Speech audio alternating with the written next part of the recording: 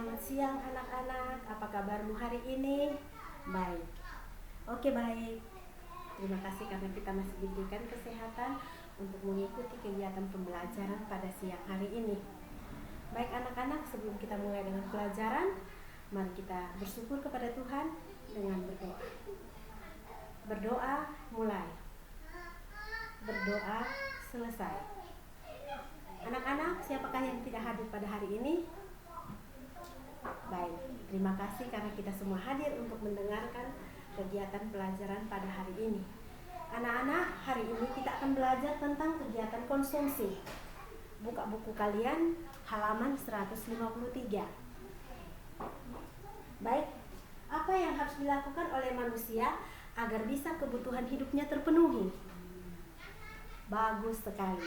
Yang dilakukan oleh manusia agar kebutuhan hidupnya bisa terpenuhi adalah dengan bekerja. Dengan bekerja, manusia bisa memperoleh yang namanya penghasilan. Dari penghasilan itu digunakan untuk memenuhi kebutuhan hidupnya. Pekerjaan-pekerjaan apa sajakah yang dilakukan oleh manusia agar kebutuhan hidupnya bisa terpenuhi? Ya, bagus sekali. Menjadi petani, menjadi dokter, menjadi perawat, sebagai kuli bangunan, itu dilakukan untuk memenuhi atau mendapatkan penghasilan sehingga kebutuhan hidupnya bisa terpenuhi. Baik anak-anak, tujuan pembelajaran kita pada hari ini adalah peserta didik diharapkan mampu untuk menjabarkan kegiatan konsumsi dengan tepat setelah mempelajari kegiatan hari ini. Baik anak-anak, di depan ini Ibu sudah menyiapkan 2 buah gambar. Gambar yang pertama, siapa yang bisa memberikan penjelasan? Ya, gambar pertama ada sebuah keluarga yang sedang makan bersama di sebuah restoran. Gambar yang kedua, ada sepasang siswa dan siswi SMP yang menggunakan pakaian seragam. Baik anak-anak, siapa yang bisa memberikan penjelasan tentang kedua gambar ini? Ya, bagus sekali. Gambar 1 dan 2 adalah merupakan gambar kegiatan konsumsi. Gambar di mana manusia melakukan aktivitas ekonomi terlebih kegiatan konsumsi. Apakah perbedaan kedua gambar tersebut? Ya, bagus sekali. Perbedaan kedua gambar tersebut, gambar yang pertama sifat daripada barang yang dikonsumsi tidak tahan lama, dan gambar yang kedua sifat barang yang dikonsumsi tahan lama. Sifat barang yang dikonsumsi tahan lama berarti dipakai secara berulang-ulang. Sifat barang yang dikonsumsi tidak tahan lama artinya dipakai secara sekaligus. 1 kali pakai langsung habis. Jadi kegiatan konsumsi tidak hanya terbatas pada kegiatan makan minum, tetapi juga pada kegiatan menggunakan atau memakai barang dan jasa. Kegiatan konsumsi, kegiatan memakai atau menghabiskan atau mengurangi nilai guna daripada barang dan jasa, baik secara sekaligus maupun secara berangsur-angsur. Baik, orang yang melakukan kegiatan konsumsi namanya konsumen. Tujuan kegiatan konsumsi adalah yang pertama adalah untuk memenuhi kebutuhan hidup.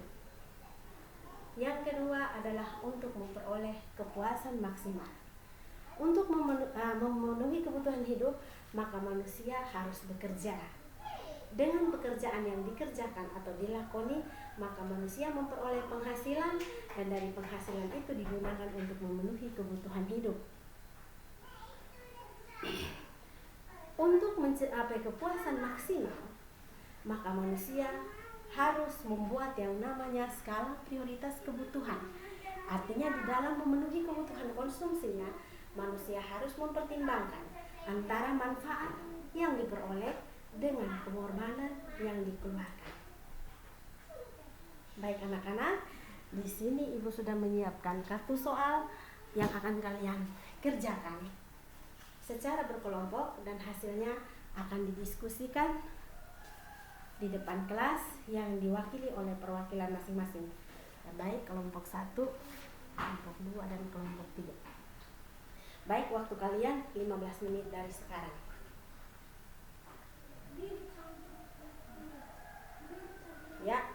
15 menit selesai. Kelompok yang pertama, Ibu minta untuk mempresentasikan hasilnya. Ya, bagus sekali. Kelompok kedua, perwakilan dari kelompok kedua. Ya, bagus sekali. Kelompok yang ketiga, bagus sekali. Baik. Oke, baik anak-anak. Dari pembelajaran kita pada hari ini dan penjelasan Ibu sebelumnya, Ibu akan memberikan kesimpulan dari pelajaran kita hari ini tentang kegiatan konsumsi. Yang pertama, pengertian daripada kegiatan konsumsi. Kegiatan konsumsi adalah kegiatan menghabiskan atau mengurangi nilai guna daripada barang atau jasa, baik secara sekaligus maupun secara berangsur-angsur. Menghabiskan digunakan pada barang yang sifatnya tidak tahan lama, mengurangi digunakan pada barang yang sifatnya tahan lama.